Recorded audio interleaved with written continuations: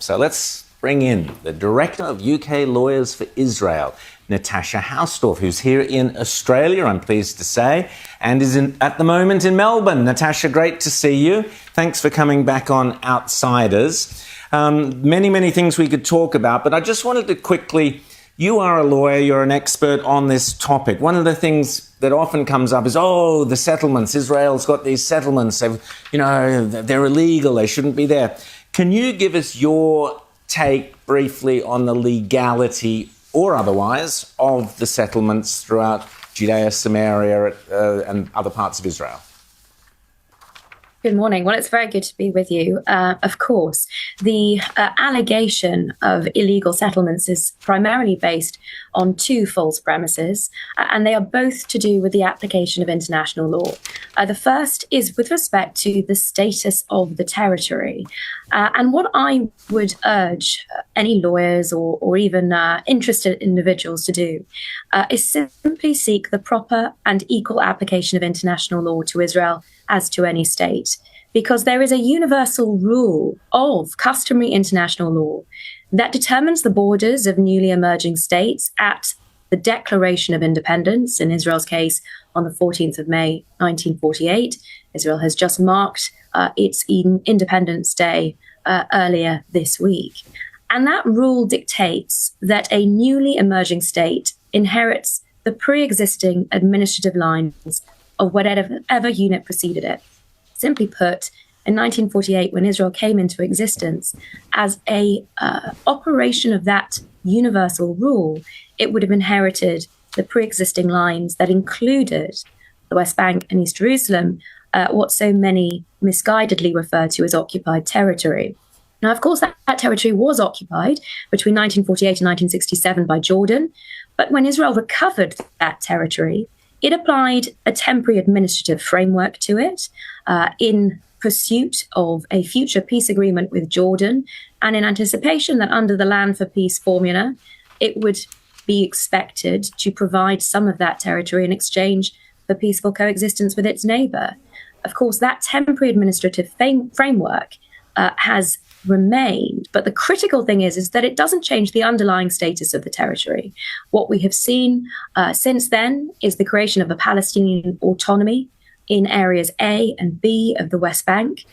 They enjoy self-governance in the West Bank, the Palestinian Arabs, as they did and continue to, unfortunately, in the Gaza Strip. We've seen the consequences of that with the violent Hamas takeover in 2007. But the fundamental misapplication of international law here concerns the status of the territory and the misrepresentation of that as occupied.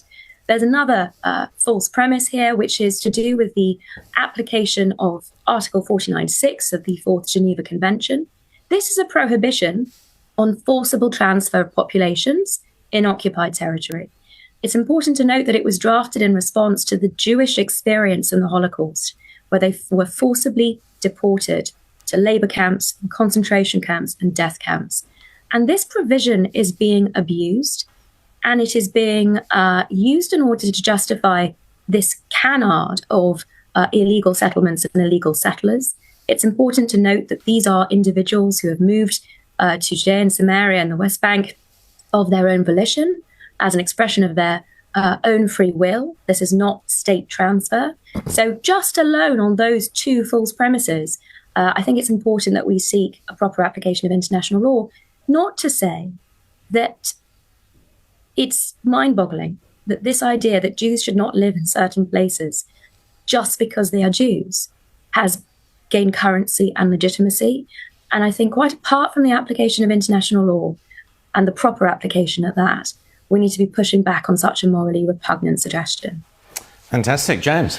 Well, and this morally repugnant suggestion, as you call it, I mean, this is historically quite unique when you talk about populations that have moved from one place to another, have been resettled after a war and so on. It all comes down to an Arab rejectionism, doesn't it, that's quite, unique, that when Israel was formed, unlike any other state that came out of the empires that fell after the wars of the 20th century, this was the only one that has had and continues to have this third, fourth, fifth generation of rejectionism by its neighbors. And this seems to be supported by a large segment of the international community, which seems really bizarre to me, given it's the same international community that, was responsible for helping to create Israel as something for the Jewish people, as not a colonial movement, but really a decolonizing movement out of the wreckage of the Ottoman Empire.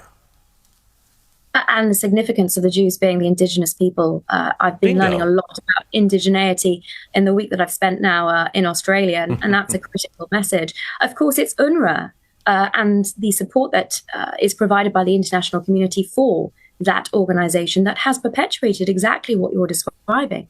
The only people for whom refugee status is passed down generation to generation is the Palestinian Arabs. And it is historically been on the premise that once Israel is destroyed, they will be resettled in Israeli towns and territory. But there is an added misapplication of international law here. You've referred to situations of occupation and indeed transfer of settlers in a real sense, not in the false allegations that we're seeing with respect to Israel. But this does exist around the world. And Professor Eugene Kondratovich has conducted a detailed study of all of those instances, Nagorno-Karabakh, Northern Cyprus, Russia with respect to Abkhazia and Georgia, just to name a few. In none of those instances, in situations of real transfer of individuals and real occupation, is this allegation made. So again, we're faced with international law which is being made up and falsely applied to Israel. And that has consequences for the international legal system more broadly, not just Israel, I would suggest.